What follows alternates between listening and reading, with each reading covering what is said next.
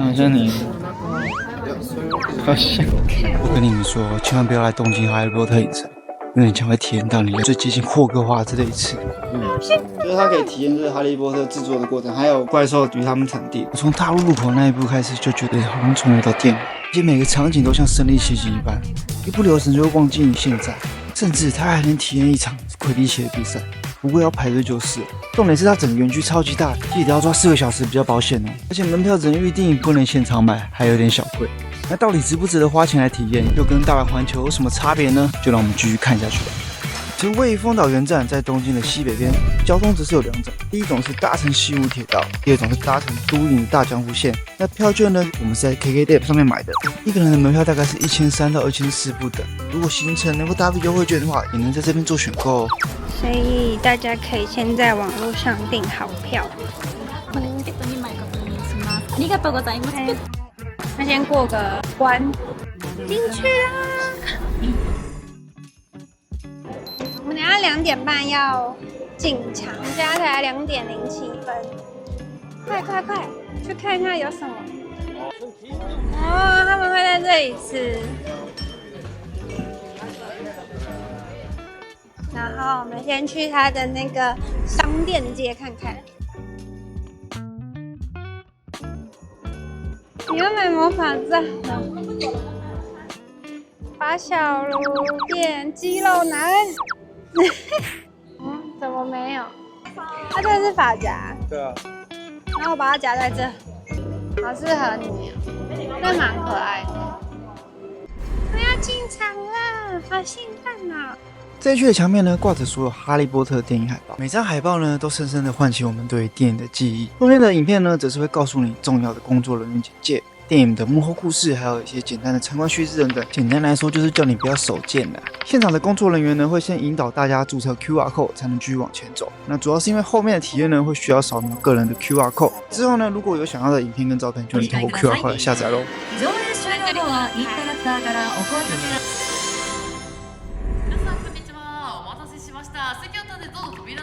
在这里呢，有个规定，只有寿星呢才能替大家推开通往魔法世界的大门。还好我当下差点就去开了。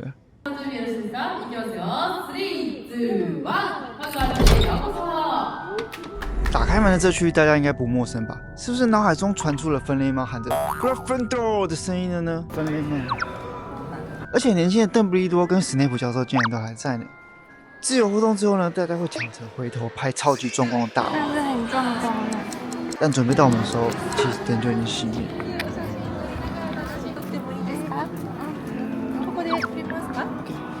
还好今天的我们不是地狱倒霉鬼，还好有漂亮的日本工作人员帮我们拍照，真的是要给他很多的赞呢。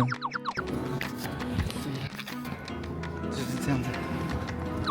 接下来这里呢，可以看到很多哈利波特场景的缩小模型，近距离看真的是非常精致呢。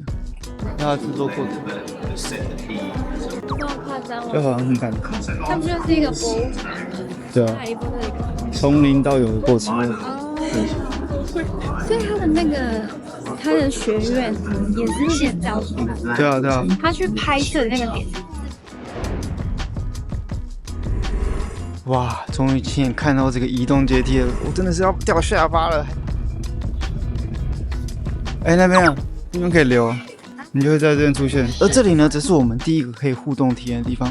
扫完 QR code 之后，就当做 IG 的东东在拍就可以了。接下来呢，就等画面出来咯，记得要把这段影片下载到手机哦。接下来这里呢，则是葛莱芬多跟史莱哲林的交易厅，有兴趣的人可以观察一下，就会发现这里有很多细节都还原的非常到底。发现什么很酷的东西，欢迎底下留言告诉我。经过了刚刚的交易厅，大家应该猜到我们现在要干嘛了吧？没错，我们现在准备来一场魁地奇的比赛，你猜得到我们是哪一队吗？你要演得很像的。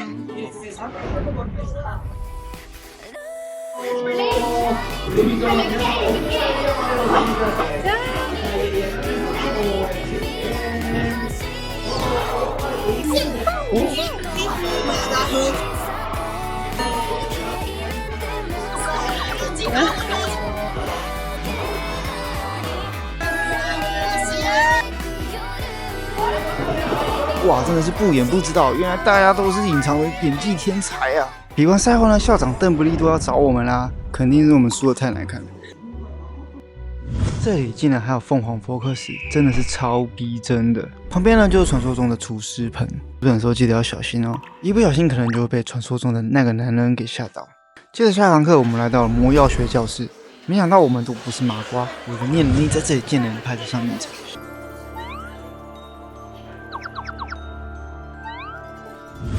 离开了教室，我们远远看到好多人在那边排队，小婷立马就冲了过去。有排队的地方就要去，有人多的地方就要挤。伏地魔，对啊，就是这个景啊。原来是能够看到自己内心深处的意若思镜啊！希望别让小婷看到我心中的那头野兽啊！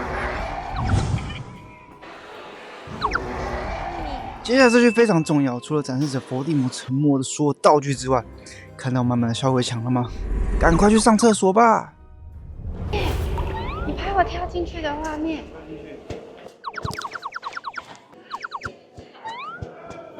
哇，这里也太阴森了吧！还没有走进来就已经毛骨悚然了。这感觉超远远的看到海格跟鹰马，原来这里就是传说中的禁忌森林啊！到了几点喽？哎，他干嘛？他讲话。はい、こんばんは。はい、すごいね。好可怕哦！海哥长得好真哦。哎，那台废汽车卡在那个，他们就赶不上那个魔法学院的那个铁那个火车，然后他们就自己开，荣恩开的，这集超好笑。人马兽。在看这集的时候，晚上睡不着哎、因为这集很可怕、看我像智障哎、哎有了，大象快点，有了，Go，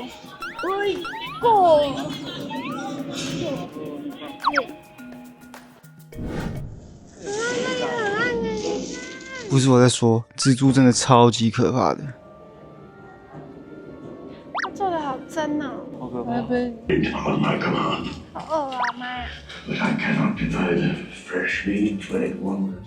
他会这样上下，怕吗？有一点恶心。干嘛？要啦！我的心，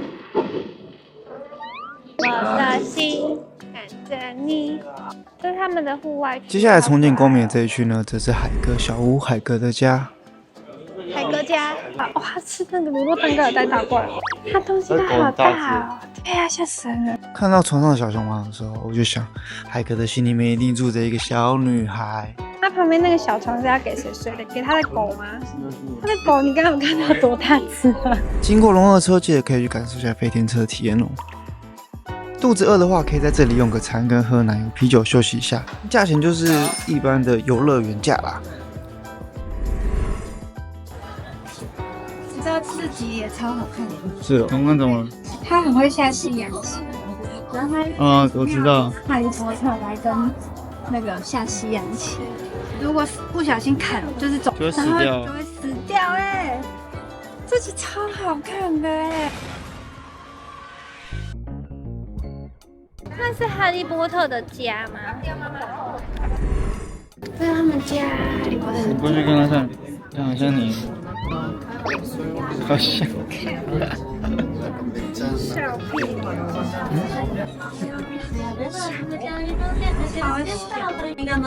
这个我一个人住也很好，在这里，好像还可以。不错。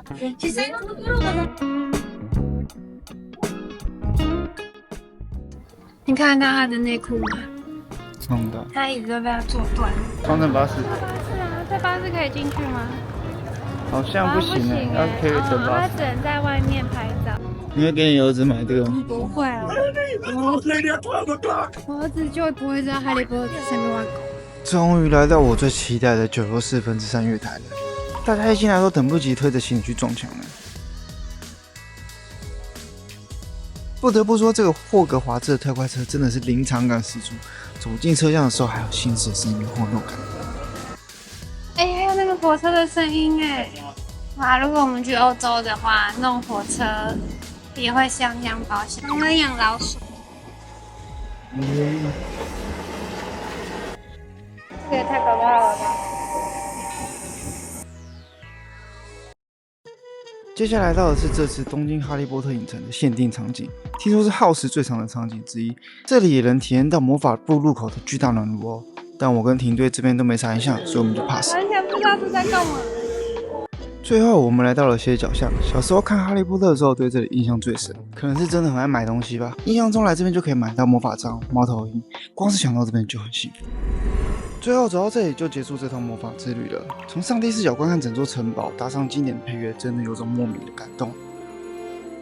走出口后才发现，这个圆圈动线就像是一个圆圈，我们又回到了一开始要装扮成霍格华兹学生的地方，好像这段魔法之旅从来也没有停止过一样。我们从2点进场，然后现在已经是要快6点，快6点，快要4个小时。我原本以为只有1、2个就可以结束了。我也以为就是看看过场干嘛的。我结果没有我没有，你刚刚是说没有？每一个场景都很惊艳，就是跟其他的游乐园都不太一样，玩起来都是那种新的体验。还有很多互动性的东西，蛮好玩，蛮有趣。我觉得以前喜欢大阪是因为它有环球影城可以玩，因为它有很多设施会更换。所以我就是来东京，我觉得光是这一个哈利波特园区就可以抵大概2分，快一点，只有2个人的园区吧。2个影城啊，但我觉得很好玩。这个要排一整个下午或一整个上午，因为它真的是逛至少要3、4个小时。如果你很认真在逛，然后有一些互动型的地方你要排队，可是我觉得今天没有到排很久，其实算快了。所以我觉得这个地方推推。对，但后面有几个就是什么哈利波特骑扫帚那个，我觉得蛮有兴趣的，可是那个应该要排1个小时左右。所以如果说要来的话，可以提前早点来。快来当哈利波特吧！魔法学院，尴尬，尴尬，尴尬。还不错，好吃。